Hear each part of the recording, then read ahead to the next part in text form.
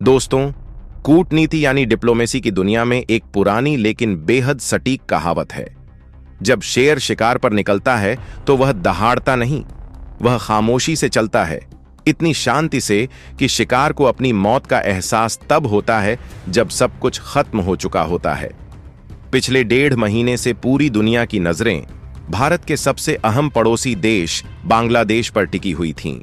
ढाका की सड़कों पर आग थी, संसद भवन में भीड़ घुस चुकी थी और शेख मुजीब उर रहमान की मूर्तियां तोड़ी जा रही थीं।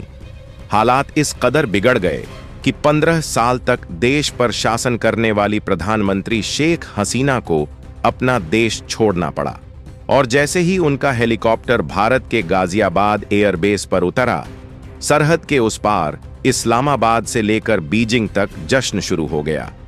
पाकिस्तान, चीन और तुर्की के ड्राइंग रूम्स में मिठाइयां बांटी जा रही थीं।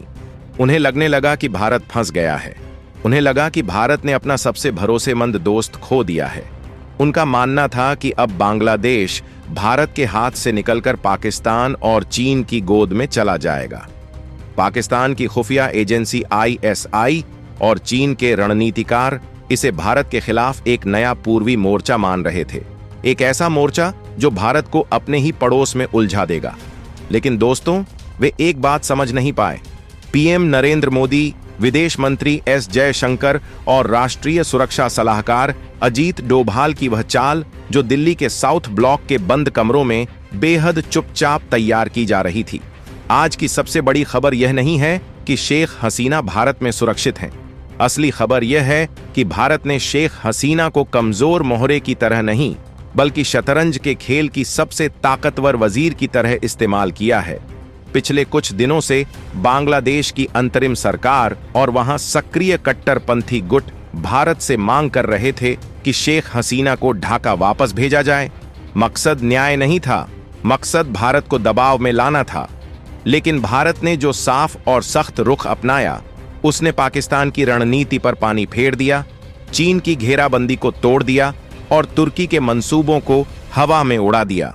जब पूरी दुनिया शोर मचा रही थी, तब भारत खामोश था। यह खामोशी कमजोरी नहीं थी, बल्कि एक सोची समझी रणनीति थी, जिसे कूटनीति की भाषा में स्ट्रेटेजिक पेशेंस कहा जाता है। भारत ने दुनिया को साफ संदेश दिया, हम अपने दोस्तों को मुश्किल वक्त में अकेला नहीं छोड़ते। यह संदेश सिर्फ बांग्लादेश के लिए नहीं था, बल्कि पूरे पड़ोस के लिए था। इसके बाद भारत ने अपना असली हथियार इस्तेमाल किया, इकोनॉमिक पावर। भारत ने बांग्लादेश को याद दिलाया कि उसकी गारमेंट इंडस्ट्री का कच्चा माल कहां से आता है, उसकी बिजली कहां से आती है और उसके बाजारों में जरूरी सामान कौन पहुंचाता है। ढाका को समझ आ गया कि पाकिस्तान नारे दे सकता है, चीन कर्ज दे सकता है, लेकिन पेट भरने और फैक्ट्रियां चलाने की ताकत भारत के पास है। शेख हसीना आज भारत में सिर्फ शरणार्थी नहीं है, वह भारत की एक स्ट्रेटेजिक एसेट है। उनकी मौजूदगी मात्र से ही ढाका में बैठे भारत विरोधी तत्व असहज हैं।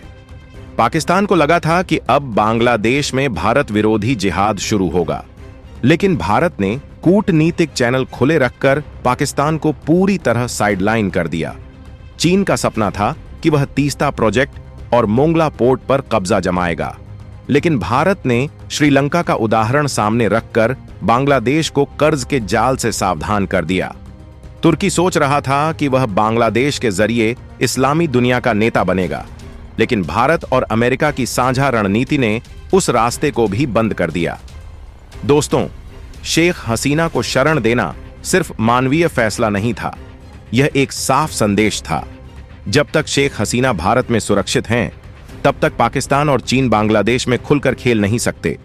यह भारत का वो चेकमेट है जिसका जवाब फिलहाल रावलपिंडी और बीजिंग के पास नहीं है। अब सवाल आपसे है, क्या भारत की यह रणनीति लंबे समय तक सफल रहेगी? अपनी राय कमेंट बॉक्स में जरूर लिखिए। और अगर आपको भारत की यह ढाकड़ कूटनीति पसंद आई हो, तो जय हिंद लिखे बिना मत जाइएगा। भारत माता की जय। जय हिंद।